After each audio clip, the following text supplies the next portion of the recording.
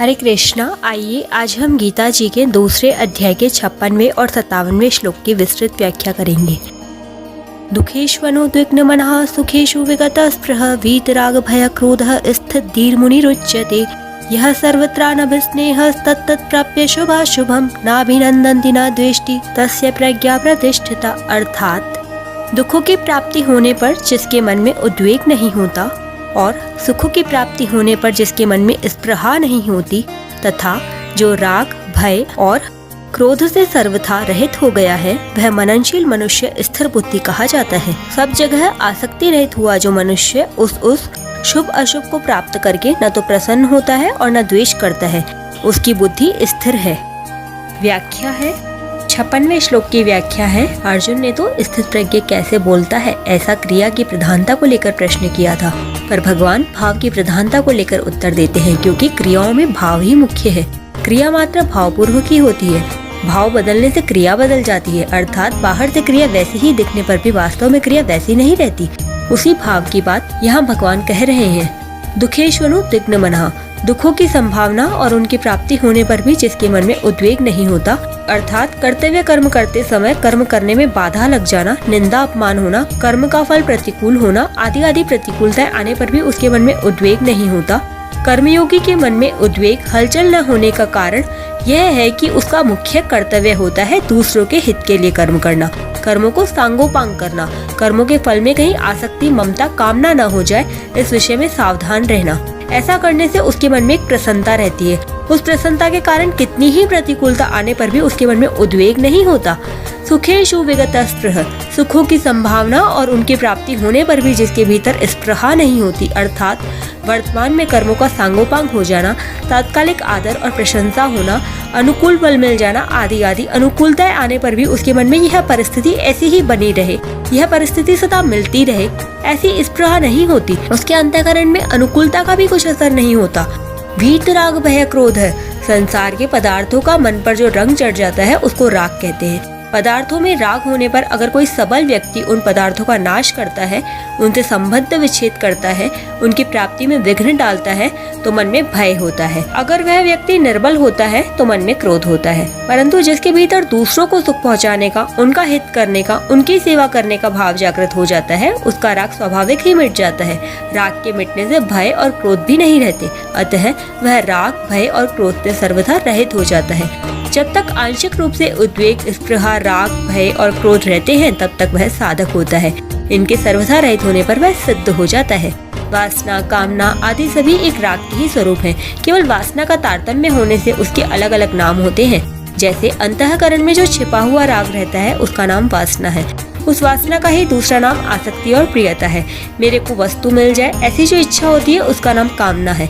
कामना पूरी होने की जो संभावना है उसका नाम आशा है। कामना पूरी होने पर भी पदार्थों के बढ़ने की तथा पदार्थों के और मिलने की जो इच्छा होती है उसका नाम लोभ है। लोभ की मात्रा अधिक बढ़ जाने का नाम तृष्णा है। तात्पर्य है कि उत्पत्ति विनाशशील पदार्थों में जो खिंचाव है, श्रेष्ठ और महत्व बुद्धि है, उसी को वासना कामना आदि नामों से कहते हैं। स्थित धीर मुनिरुच्यते, ऐसे मननशील कर्मयोगी की बुद्धि स्थिर अटल हो जाती है। मुनि शब्द वाणी पर लागू होता है, इसलिए भगवान ने किम प्रभाषित के उत्तर में मुनि शब्द कह दिया।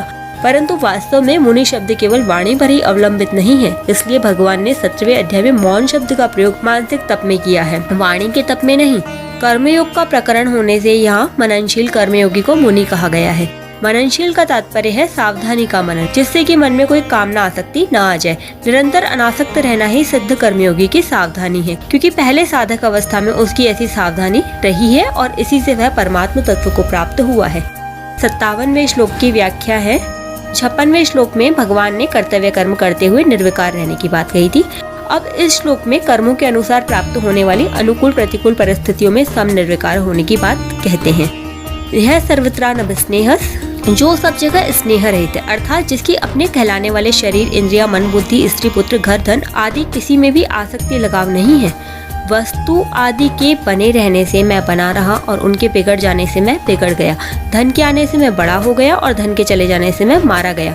यह जो वस्तु आदि में एकात्मता की तरह स्नेह है उसका नाम अभिस्नेह है। स्थित प्रज्ञ कर्मयोगी का किसी भी वस्तु आदि में यह अभिस्नेह बिल्कुल नहीं रहता। बाहर से वस्तु व्यक्ति पदार्थ आदि का संयोग रहते हुए भी वह भीतर से सदा निर्लिप्त रहता है। तत्तत् प्राप्य शुभाशुभम नाभिनंदन्ति न द्वेष्टि। जब उस मनुष्य के सामने प्रारब्ध वशात शुभ अशुभ, शोभनीय अशोभनीय, अच्छी मंदी, अनुकूल प्रतिकूल परिस्थिति आती है तब वह अनुकूल प्रतिकूल परिस्थिति को लेकर अभिनंदित नहीं होता और प्रतिकूल परिस्थिति को लेकर द्वेष नहीं करता। अनुकूल परिस्थिति को लेकर मन में जो प्रसन्नता आती है और वाणी से भी प्रसन्नता प्रकट की जाती है तथा बाहर से भी उत्सव मनाया जाता है, यह उस परिस्थिति का अभिनंदन करना है। ऐसे ही प्रतिकूल परिस्थिति को लेकर मन में जो दुख होता है, खिन्नता होती है कि यह कैसे और क्यों हो गया, यह नहीं होता तो अच्छा था, अब यह जल्दी मिट जाए तो ठीक है, यह उस परिस्थिति से द्वेष करना है। सर्वत्र स्नेह रहित निर्लिप्त हुआ मनुष्य अनुकूलता को लेकर अभिनंदन नहीं करता और प्रतिकूलता को लेकर द्वेष नहीं करता।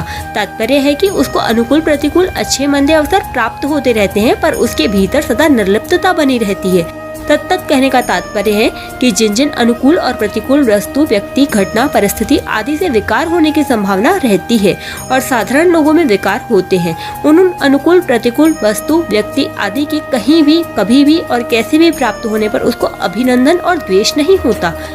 तस्य प्रज्ञा प्रतिष्ठिता, उसकी बुद्धि प्रतिष्ठित है, एक रस और एक रूप है। साधनावस्था में उसकी जो व्यवसाय आत्मिका बुद्धि थी वह अब परमात्मा में अचल अटल हो गई है।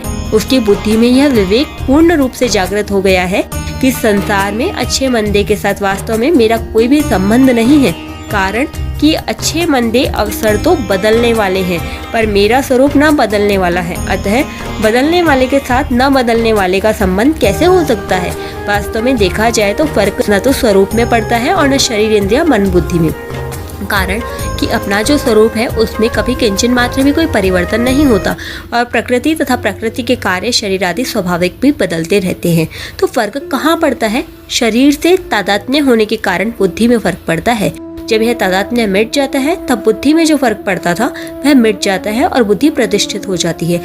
दूसरा भाव यह है कि किसी की बुद्धि कितनी ही तेज क्यों न हो और वह अपनी बुद्धि से परमात्मा के विषय में कितना ही विचार क्यों न करता हो, पर वह परमात्मा को अपनी बुद्धि के अंतर्गत नहीं ला सकता, कारण कि बुद्धि सीमित है और परमात्मा असीम अनंत है। परंतु उस असीम परमात्मा में जब बुद्धि लीन हो जाती है तब उस सीमित बुद्धि में परमात्मा के सिवाय दूसरी कोई सत्ता ही नहीं रहती। यही बुद्धि का परमात्मा में प्रतिष्ठित होना है। कर्मयोगी क्रियाशील होता है। अतः भगवान ने 56वें श्लोक में क्रिया की सिद्धि असिद्धि में अस्पृहा और उद्वेग रहित होने की बात कही तथा इस श्लोक में प्रारब्ध के अनुसार अपने आप अनुकूल प्रतिकूल परिस्थिति के प्राप्त होने पर अभिनंदन और द्वेष से रहित होने की बात कहते हैं। अब भगवान आगे के श्लोक में स्थित प्रज्ञ कैसे बैठता है, इस तीसरे प्रश्न का उत्तर देंगे जिसकी व्याख्या हम कल करेंगे। हरे कृष्णा, राधे राधे।